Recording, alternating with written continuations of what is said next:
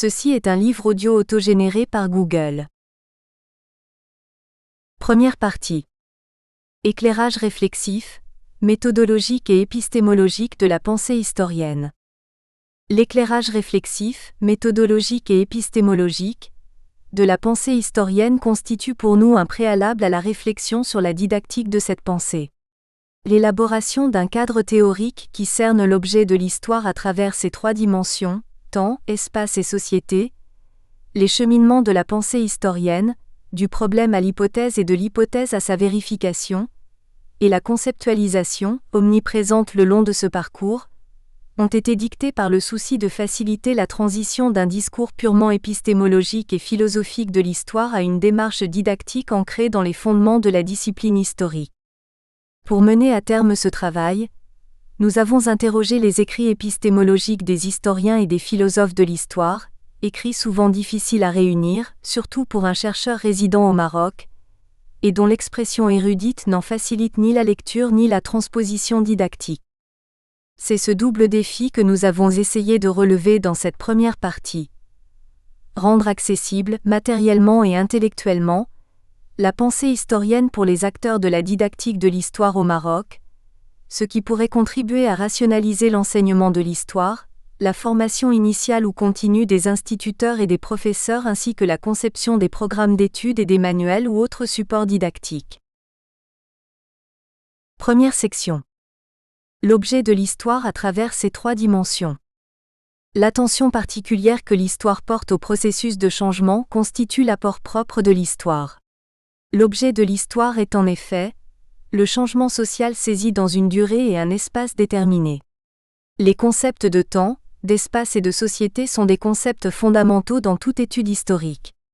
Ils servent à la fois d'échelle d'observation pour cadrer l'étude et sélectionner un niveau d'information qui soit pertinent avec le problème posé, de coordonnées pour localiser les faits historiques, et d'éléments classificatoires pour structurer ces mêmes faits et les hiérarchiser en tant que facteurs explicatifs du problème posé. Chapitre 1. Le temps. Ce qui distingue la question de l'histoire et la met à part de celle du sociologue ou de l'ethnologue est sa dimension diachronique. Prost, 1996, page 101. Si le temps est un objet qui n'est pas spécifique à l'histoire, il constitue l'une de ses particularités fondamentales. L'historien recourt au temps pour dater, mesurer, périodiceur, structurer et hiérarchiser les faits. 1. Une multitude de temps. Il existe dans l'univers, en un seul temps, une multitude de temps, J.G. Herder, cité par R. Koselleck, 1990, page 10. Retenons de cette multitude de temps 4 temps, temps physique, temps psychique, temps social, temps historique. A. Le temps physique.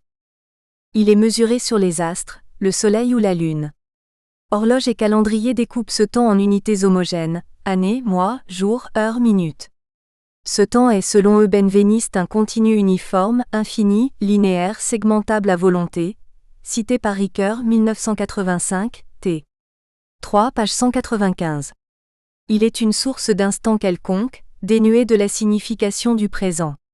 Il comporte une direction qui permet à l'observateur de le parcourir du regard, dans les deux sens.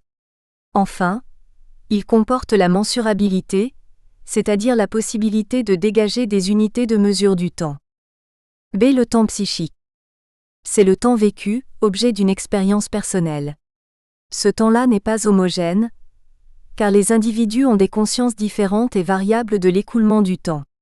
Le même temps physique, selon les circonstances et l'âge, paraît court à l'un et long à l'autre. L'attente du futur, l'attention au présent, la mémoire du passé ne sont pas vécues par chacun de la même manière. Ce temps constamment infléchi, modifié, remanié en fonction des expériences ultérieures qui l'ont investi de significations nouvelles, ne peut jamais être objectivé, mis à distance. Prost, 1996, page 113. C'est le temps social. Il est distinct du temps individuel. Chaque société, en fonction de sa culture, établit des rapports spécifiques au temps. Ils sont plus ou moins associés à l'alternance du jour et de la nuit, et à celle des saisons, plus ou moins précis. Les us et des coutumes rythment ce temps social. En terre d'islam par exemple, la vie de la communauté, aussi bien rurale que citadine, est réglée sur la division religieuse du temps. Le travail artisanal et le commerce aussi bien que les tours d'irrigation dans les campagnes sont organisés selon un emploi du temps qui correspond aux heures de prière. Certaines portions du temps sont densifiées par des manifestations religieuses concrètes, jeûne ou rupture du jeûne, sacrifice du mouton, prière commune du vendredi et des fêtes religieuses. Elles rompent la monotonie de la durée. Les autres aspects de la vie personnelle, la naissance, la circoncision, le mariage, la mort, etc., sont tout autant assumés par la vie religieuse de la communauté. Hassani Idrissi 2002. Dès le temps historique. C'est le temps passé tel qu'il est reconstruit et représenté par la démarche historienne. Le temps historique est une construction intellectuelle qui se réalise au présent. La pensée historienne est régressive, elle fonctionne à partir du présent, à contre-courant du flux du temps. Elle opère un va-et-vient permanent entre deux pôles de la durée, le présent et le passé. Le présent étant l'univers du sujet qui accomplit l'acte de connaissance, et le passé étant l'univers de l'objet de cette connaissance, un univers révolu, disparu dont ne subsistent que des traces. Segal, 1992, page 45. C'est dire que malgré tout effort d'objectivation, un point de vue extérieur, désengagé, ne peut être tenu par rapport au temps historique. Au contraire, le temps suppose une vue sur le temps. Toutefois, le temps de l'histoire n'est pas celui de la mémoire et du souvenir. Pour l'historien, il ne s'agit pas de revivre les faits mais de les comprendre. Cette compréhension passe par l'élaboration d'un objet scientifique et son historisation à travers la construction d'une structure temporelle. Le temps n'est pas donné à l'historien comme un temps déjà là, préexistant à sa recherche. Il est construit par un travail propre au métier d'historien. Prost, 1996, page 114. Ce travail sur le temps n'est pas seulement une mise en ordre, un rangement chronologique, ni une structuration en période. C'est aussi une hiérarchisation des phénomènes en fonction du rythme auquel ils changent. Pro, 1996, page 123. 2. Mesurer et dater, la chronologie. La chronologie est une technique qui mesure le temps historique. Elle permet de situer les sources et les faits sur l'échelle du temps. Elle permet de jauger historiquement les faits, et donc contribue à leur construction.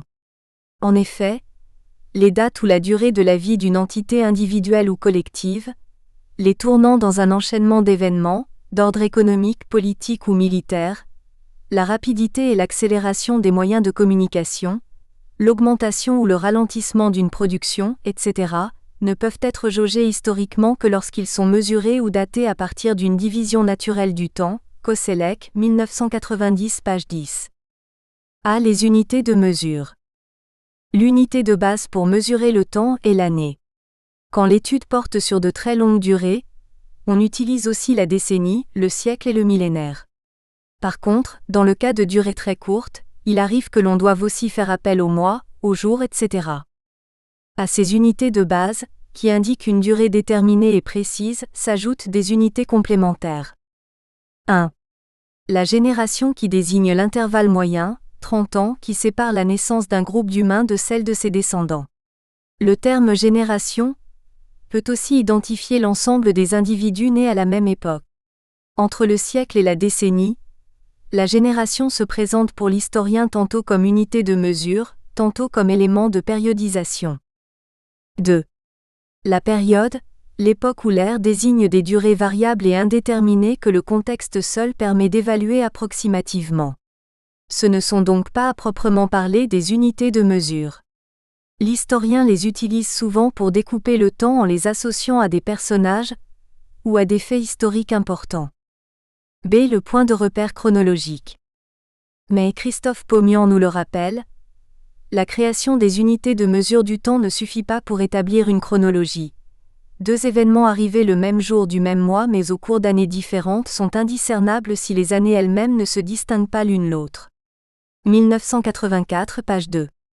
C'est le temps linéaire de la chronologie, et non le temps cyclique du calendrier, qui permet d'individualiser les années grâce à la fixation d'une date initiale, d'un point de repère qui fonctionne comme une origine algébrique avec ses dates négatives et positives.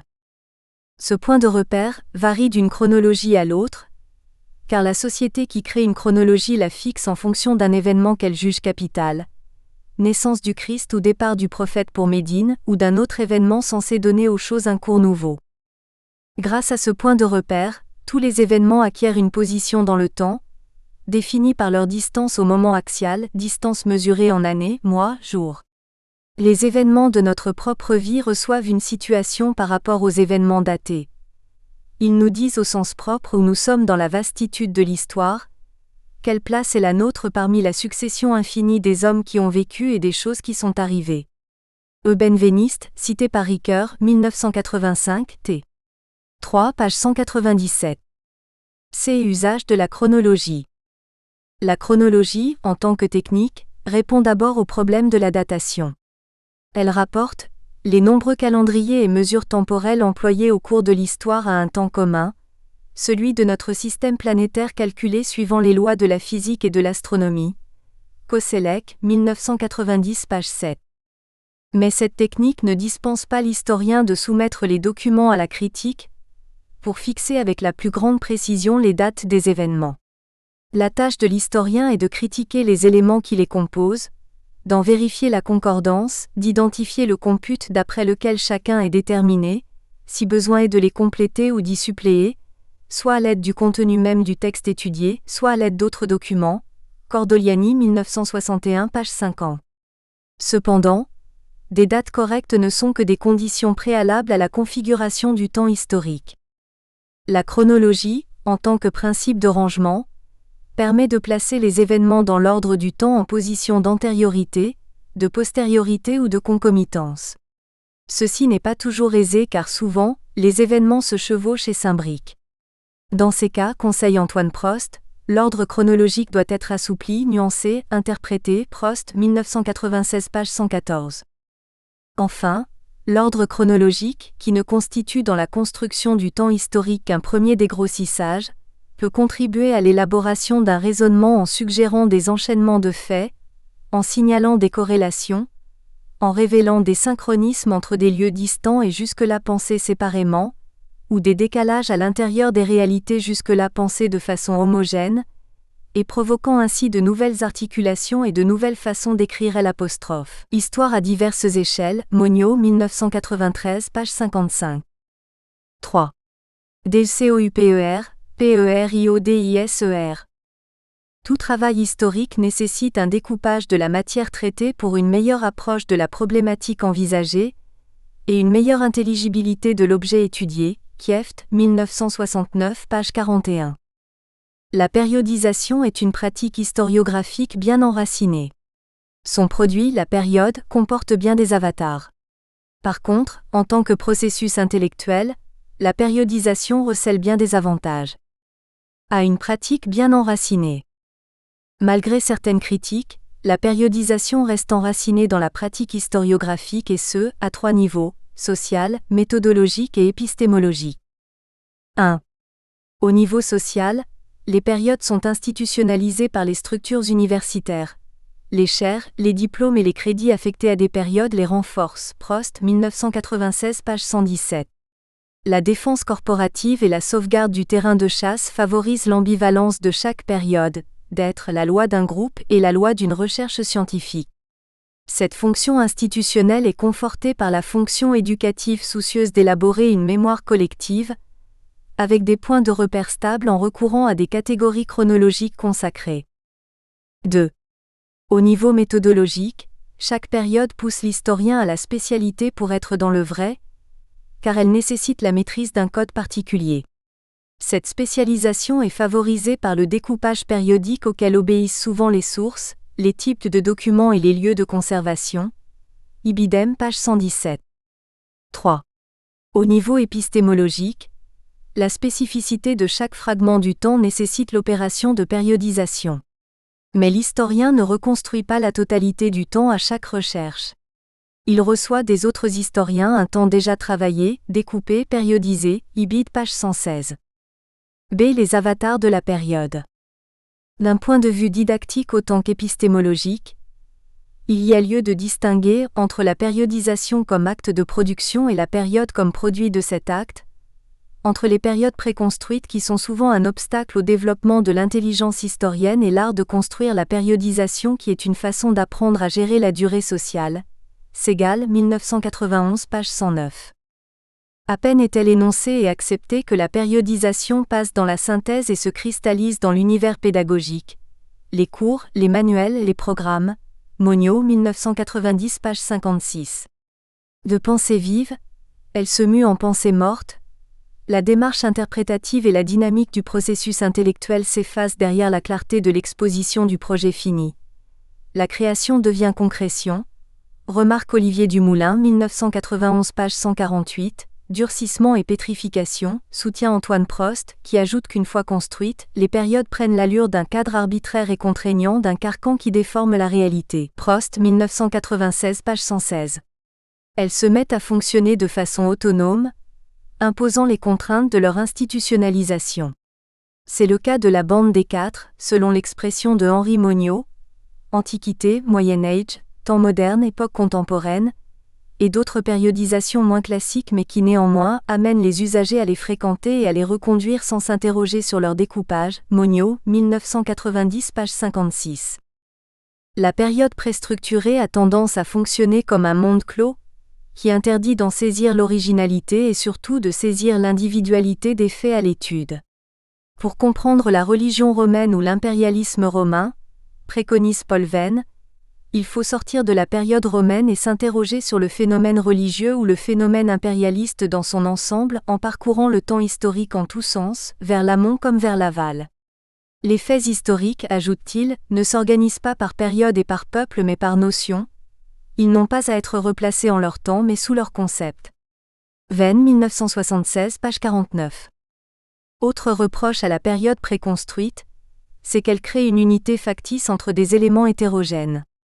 Tous les éléments observés à la même période ne sont pas au même stade d'évolution, et il y a donc de la non-simultanéité dans le simultané, Prost, 1996, page 118, ou de la contemporanéité de ce qui n'est pas contemporain, Koselleck, 1990, page 114. C'est dire que le rythme n'est pas le même pour tous les faits. Mais il s'agit là d'une autre question que nous aborderons plus loin. C'est la périodisation, classement et interprétation. La périodisation, en tant qu'acte de production, est un exercice d'historisation fondamentale qui recourt à deux principes. D'une part, un principe de classement et de mise en ordre avec une logique à l'œuvre et une proposition d'exposé didactique clair et bien construit, et d'autre part, un principe d'interprétation qui dégage une intelligibilité d'un intérêt scientifique indéniable. La périodisation signale que la simultanéité dans le temps n'est pas une juxtaposition accidentelle, mais une relation entre des faits d'ordre divers appartenant à un ensemble relativement cohérent. Monio, 1995a, page 16 à 17. Cette intelligibilité est rendue possible par la périodisation qui établit un lien entre le factuel et le conceptuel, et qui dévoile derrière une suite de faits une morphogenèse comparable au développement d'un organisme. Le discours périodisateur est un discours qui répond à de nombreuses questions, qui parlent des causes de l'apparition et de la disparition des formes ou de leur évolution, du passage d'une forme à une autre, de l'orientation générale de processus, des rapports entre la durée et le changement, le continu et le discontinu, etc. Les faits deviennent donc pensables en tant qu'insérés dans une morphogenèse.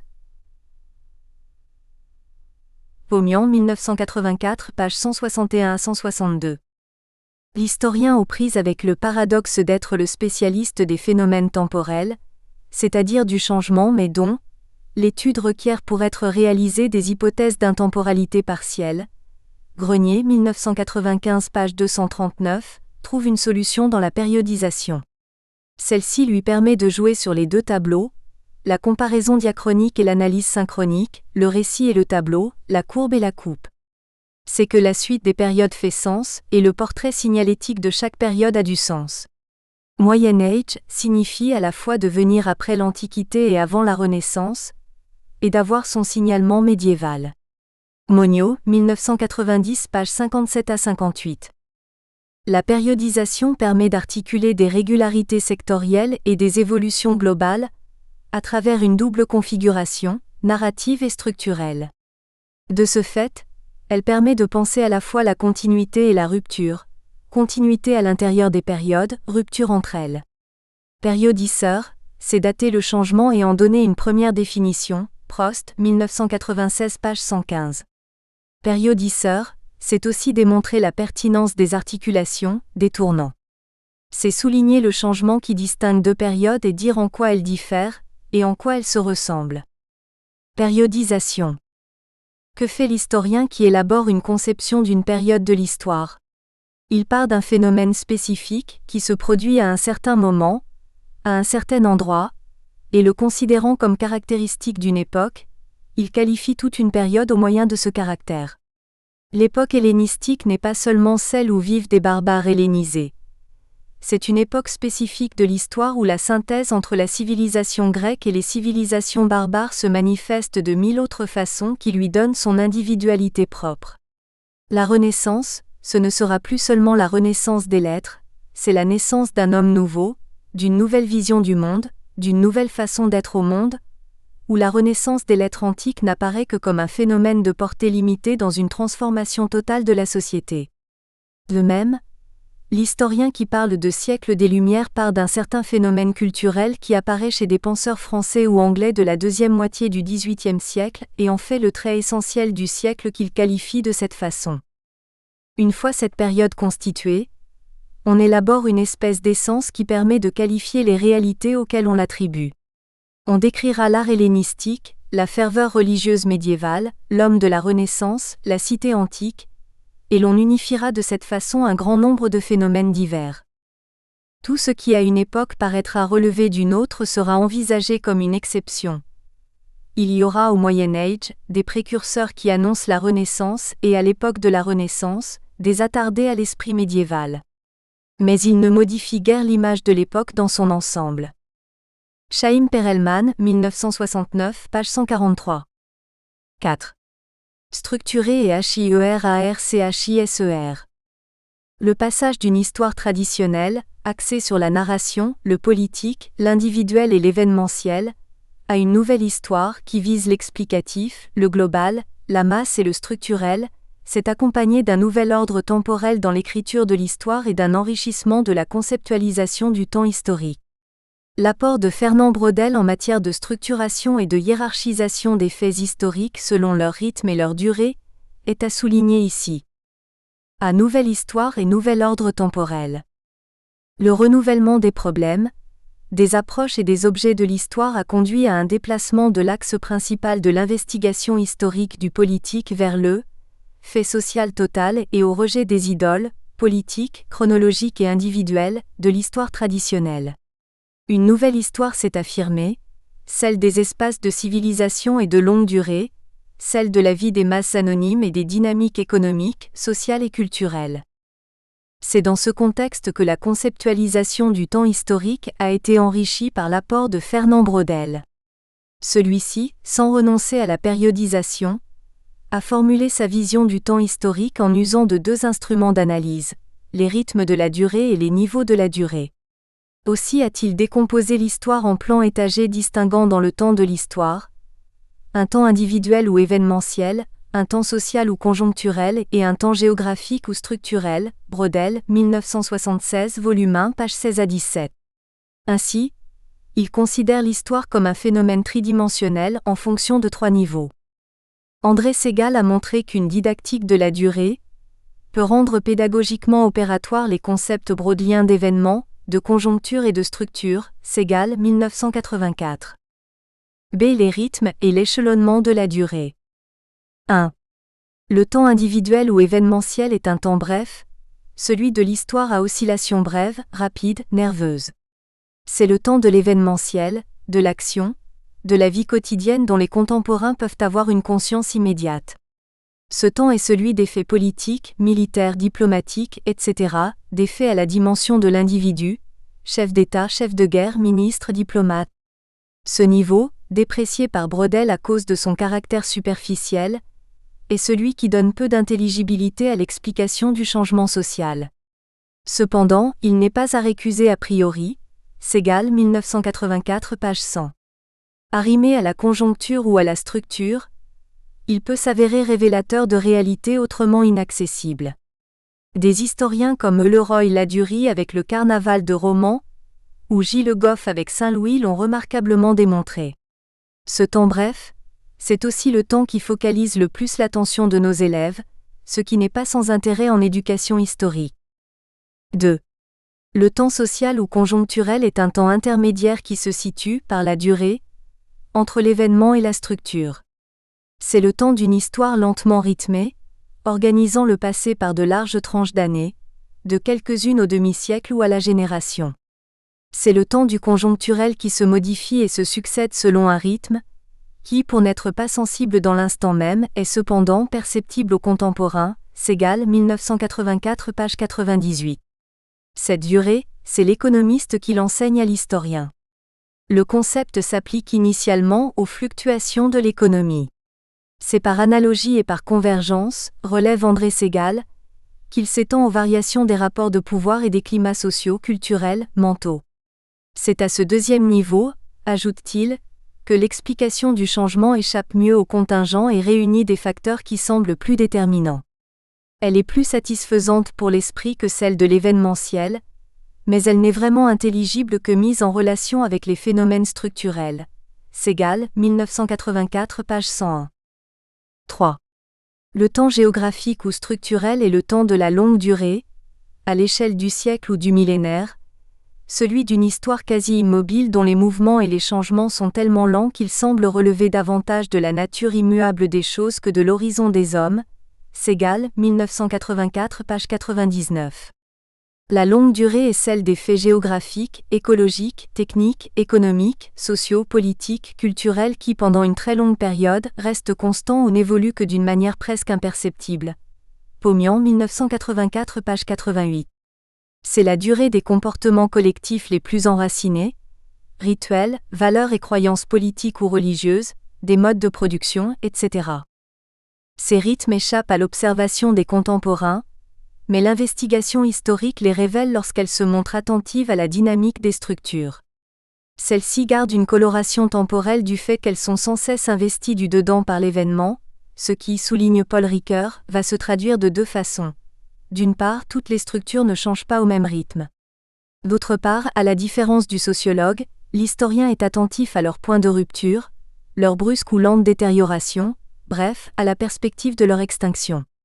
Ricoeur, 1983, page 383. C'est à ce niveau, valorisé par Fernand Braudel, que les facteurs explicatifs offrent le plus de cohérence et de nécessité. Segal, 1984, page 101. La structure y est érigée en déterminant majeur en tant qu'ensemble de contraintes, de limites ou de barrières qui interdisent aux différentes variables, dont les fluctuations constituent la conjoncture, de s'élever au-dessus d'un certain plafond. Pomian 1984 page 88. Remarque. Le qualificatif assigné à ce temps géographique est excessif, il dissimule par exemple les mentalités qui sont aussi déterminantes, sinon plus, en notre ère de médias. C'est la portée de la démarche brandelienne. L'intérêt de cette démarche brandelienne réside au moins en 3 points. Chaque série de phénomènes a sa temporalité propre. Les diverses séries de phénomènes n'évoluent pas au même pas, souligne Antoine Prost.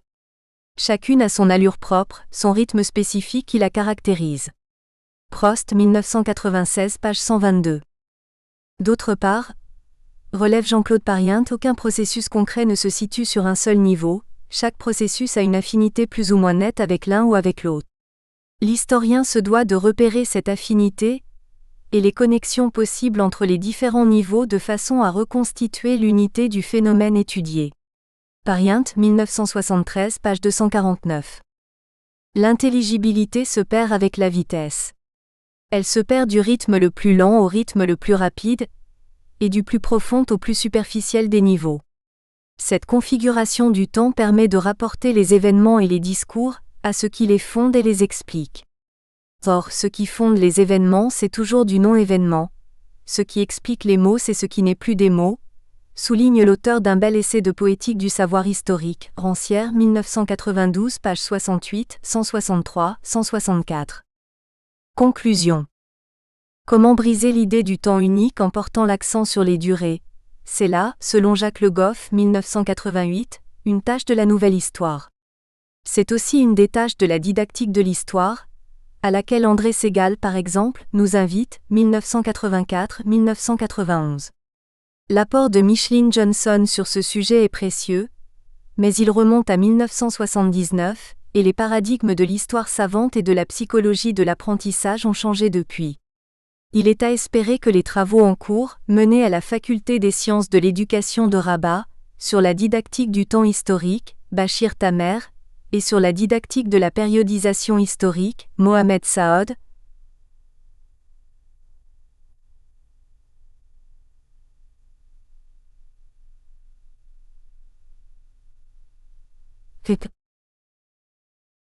Chapitre 2. L'espace. En ce qui concerne le rapport entre l'histoire et l'espace, la notion du temps occulte souvent celle de l'espace dans les écrits épistémologiques de l'histoire. Patrick Garcia, 1997, a relevé qu'il n'existe aucun ouvrage consacré à la carte en histoire, et les ouvrages d'épistémologie n'en parlent pas. Pourtant, comme nous y invite Bernard Lepetit, la prise en compte de l'espace offre un utile point d'appui à qui veut comprendre le temps de l'histoire, Lepetit, 1999, page 130. En effet, souligne André Segal, la réflexion sur l'espace est presque aussi nécessaire à la pratique historienne que la réflexion sur le temps. Toute société est située dans un espace naturel avec lequel elle entretient un rapport économique. Elle l'exploite pour subsister et le modifie pour se développer. Segal, 1993, page 103. L'espace est une dimension importante de l'histoire, et cette importance se dégage à 3 niveaux. D'abord, l'espace joue un rôle d'échelle d'observation en fonction de la problématique de l'historien et des faits historiques à considérer. Cette échelle peut être locale, nationale, régionale ou mondiale. Ensuite, au niveau de la localisation, on sait que tous les faits historiques sont localisés non seulement dans le temps mais également dans l'espace. Enfin, au niveau de l'interprétation, on sait que l'homme est en rapport étroit avec son environnement. Celui-ci est au choix, facteur explicatif, variable expliquée ou source médiatrice entre l'historien et le passé, Lepetit, 1999, page 135. 1. Le CHELLE d'observation. La réflexion sur les rapports entre l'espace et l'histoire nous permet de nous interroger sur les cadres spatiaux de l'étude historienne. Y a-t-il un espace plus adéquat qu'un autre pour l'observation de l'historien ? Serait-ce l'échelle locale, quartier, ville, village, région ou l'échelle nationale ? L'échelle d'une ère de civilisation ou l'échelle de l'espace-monde ? Les espaces choisis par les historiens ne sont pas arbitraires. Ils résultent de leurs problématiques. Pour ne céder ni à l'apologie ni au discrédit de telle ou telle échelle, nous suivrons Jacques Revel dans sa réflexion quand il dit que jouer sur les échelles de représentation en cartographie ne revient pas à représenter une réalité constante en plus grand ou en plus petit, mais à transformer le contenu de la représentation, c'est-à-dire le choix de ce qui est représentable. La dimension micro ne jouit, à cet égard, d'aucun privilège particulier. C'est le principe de la variation qui compte, non le choix d'une échelle particulière. Revel, 1996, page 19. À l'échelle locale. Les travaux de micro-histoire ou d'histoire locale sont souvent qualifiés de monographie. L'échelle locale, espace géographique relativement étroit possédant des caractères physiques ou humains distincts, se présente pour beaucoup d'historiens comme un cadre taillé à la dimension d'une recherche individuelle. Commode, cette restriction spatiale se veut garante de la validité des données rassemblées, souligne Roger Chartier, 1998, page 226. Pour ce dernier, choisir un cadre limité n'est donc pas seulement affaire de commodité ou de possibilité mais aussi adapter l'échelle de l'observation à la nature même des faits de la vie sociale car les variations et les singularités y sont plus fréquentes que les relations stables et universelles. Ibidem, page 227. Le choix d'un tel cadre est sous-tendu par une conception de la discipline sociale, plus attachée à la différence et à la singularité des situations sociales qu'à la répétition et au constat généralisable. La monographie est une condition de la comparaison, préalable à toute généralisation. L'histoire locale se révèle être une échelle d'observation adaptée à une approche plus descriptive que conceptuelle, plus empirique que théorique. Elle prête plus attention à l'individu et au petit groupe, met en avant la courte durée et l'événement, valorise la description fine des phénomènes par rapport à leur explication causale ou corrélative. Cette approche qui prend en compte l'action et les acteurs conduit à disqualifier un point de vue extérieur sur le temps et à prendre au sérieux les modèles temporels des acteurs, leur champ d'expérience et leurs horizons d'attente, Le Petit 1996 IRMC. Une telle approche répond à des besoins sociaux et suscite de l'engouement dans 3 catégories de public. Celle qui revendique une histoire militante régionaliste, celle qui défend les principes de décentralisation et de régionalisation, celle pour qui le passé régional est un canal, parmi d'autres, pour retrouver des racines. Cet engouement devrait amener les historiens à suspecter les rapports souvent complexes et ambigus entre l'histoire et le pouvoir local, et être attentifs aux risques d'instrumentalisation et de dérive patrimoniale du travail historien. Dans une récente intervention, Loïc Vadlorge décrit les affres de l'histoire locale, 1970 à 2000, 2003, et appelle les historiens à plus de vigilance à son égard. Enfin, sur un plan didactique, cette approche qui a inspiré l'histoire par l'étude du milieu de Jean-Noël Luc, 1978, est en voie d'inspirer aujourd'hui des études de cas dans l'enseignement de l'histoire pour initier les élèves au raisonnement historique, G. Darrier et J. M. Darrier, non daté. B. L'échelle nationale. L'échelle nationale s'appuie sur 2 formes spatiales. La première, le territoire, renvoie à une formation politique en tant qu'espace délimité et soumis à la juridiction d'un pouvoir public, État, province, ville. La seconde, le pays ou patrie, renvoie à une appartenance collective en tant qu'espace auquel est attachée une nation. Cette échelle semble encore prédominer dans l'écriture de l'histoire, malgré un relatif déclin.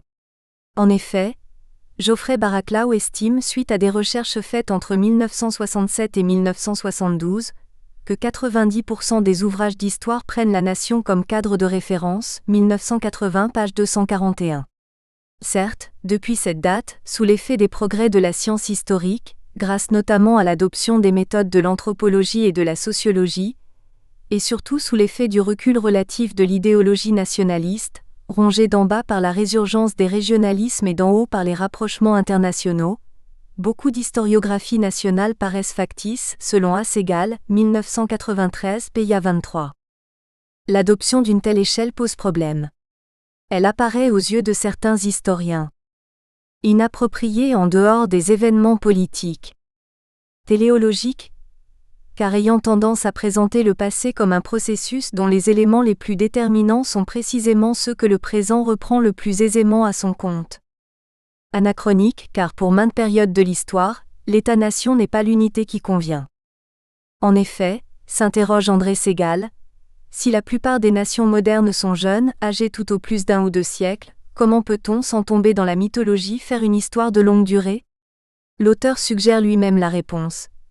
Il faut pour cela sortir des histoires nationales et aborder les problèmes dans d'autres cadres, gommés par les nations. Mais comme le souligne le même auteur, ni les régions en voie d'autonomie, ni les communautés d'États en construction ne suscitent de sentiments d'appartenance aussi jaloux que les anciennes nations, ibidem. Aussi, l'échelle nationale occupe-t-elle encore une place considérable tant dans l'écriture que dans les divers types de transmission de l'histoire. Au niveau de l'écriture, 2 arguments sont avancés pour justifier le choix d'un tel cadre. Pour certains, l'État-nation est une réalité qui détermine la plupart des activités humaines et exprime la vie des citoyens.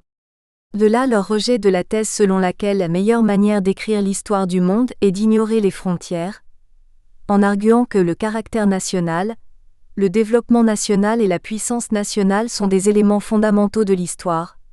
Baraclao, 1980, page 242. Pour d'autres, se recrutant au sein de la nouvelle histoire, la stratégie de contournement du phénomène national n'a pas réussi pour des raisons pédagogiques liées à la nécessité de reconstituer dans des ensembles et des synthèses les nombreuses études monographiques. Cette stratégie a abouti néanmoins à un remaniement profond de l'histoire nationale en conduisant au renversement d'importance du rôle des acteurs sociaux et à l'apparition au grand jour de l'histoire des anonymes et des silencieux. L'éclatement en tous sens des curiosités historiennes qui ont remplacé les petits secrets des grands par les grands secrets des petits.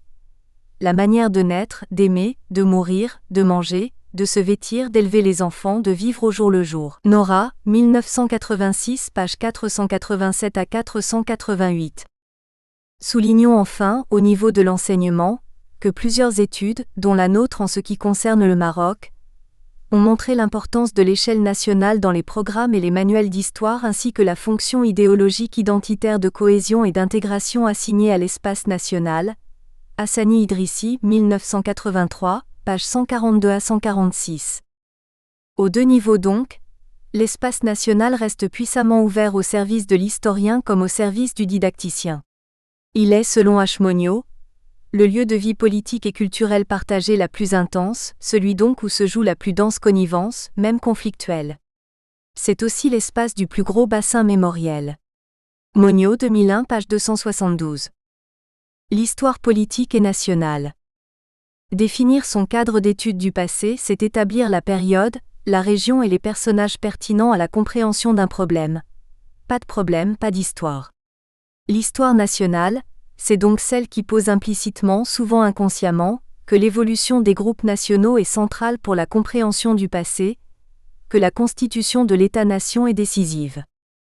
Le problème étudié étant celui-là, la période ira des origines à nos jours, la région sera celle du peuplement national, passé et présent, les personnages seront ceux, individus ou groupes, dont le rôle est jugé important pour la constitution de la nation. Cette histoire est donc naturellement politique, puisque le problème implicite est politique. Au surplus, le XIXe siècle est tenté par la politique, avec la poussée des mouvements libéraux et démocratiques, avec les luttes pour la constitution d'États nationaux, avec les guerres entre nations. Ce type de récit suggère ou suppose que le passé s'organise lui-même, comme une marche vers l'épanouissement national, évolution perçue comme un progrès ou comme la réalisation d'un projet nécessaire. C'est donc tendanciellement une vision téléologique du passé. Mais c'est aussi tendanciellement une vision nationaliste du passé, et pas seulement parce que les programmes d'enseignement et les historiens NES sont nationalistes. En effet, le cadre même de cette histoire comporte des contraintes. Il établit une échelle de valeurs pour juger des actions individuelles ou collectives. Il conduit à comparer les nations les unes aux autres comme autant d'êtres plus ou moins rivaux. Dans ces conditions, la fonction identitaire devient inhérente à la pratique de l'histoire.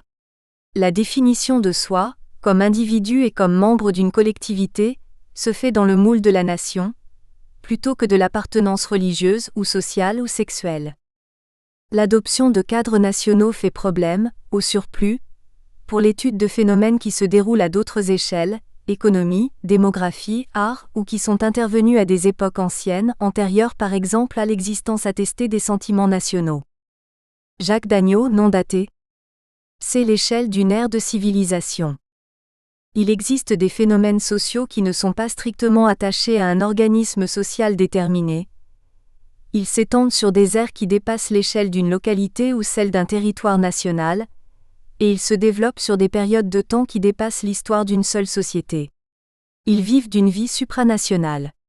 Pour ces phénomènes, l'échelle adéquate ne serait-elle pas l'ère de civilisation ? Une ère de civilisation peut être définie comme un vaste espace caractérisé par certains traits communs, un outillage matériel et mental commun. Toute civilisation a à la fois une ère et une forme. Les deux termes sont liés d'après Marcel Mauss. Toute civilisation a une ère parce qu'elle a une forme, et l'on ne peut s'apercevoir de cette forme que parce qu'elle est répandue sur une ère et nulle part ailleurs.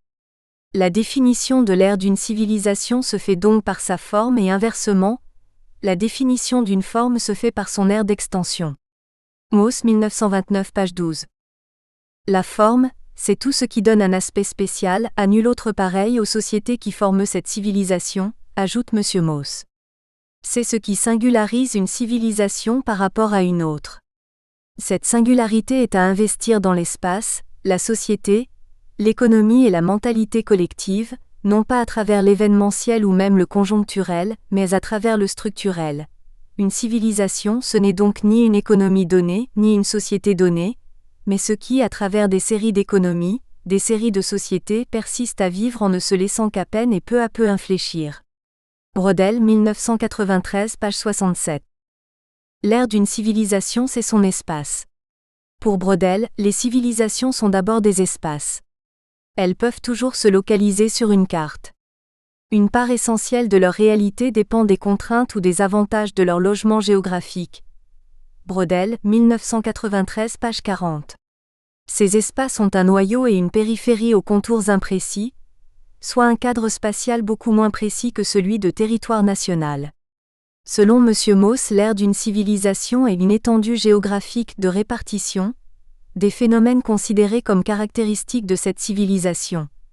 C'est aussi l'ensemble des surfaces du sol où vivent des sociétés qui ont les représentations, les pratiques et les produits qui forment le patrimoine commun de cette civilisation. Mauss, 1929, page 12. Par ailleurs, une aire de civilisation est un espace décomposable en unités restreintes. La civilisation occidentale, c'est à la fois la civilisation américaine des États-Unis et celle de l'Amérique latine, c'est également l'Europe, Russie comprise. L'Europe elle-même est une série de civilisations. Polonaise, allemande, italienne, anglaise, française, etc. Les civilisations nationales se distinguent à leur tour en civilisations plus menues encore. Écosse, Irlande, Catalogne, Sicile, Pays Basque, etc. Braudel, 1993, page 43-45. La détermination de l'ère de civilisation à considérer dépend de la caractéristique que l'on choisit pour l'identifier et du niveau de compréhension que l'on veut atteindre.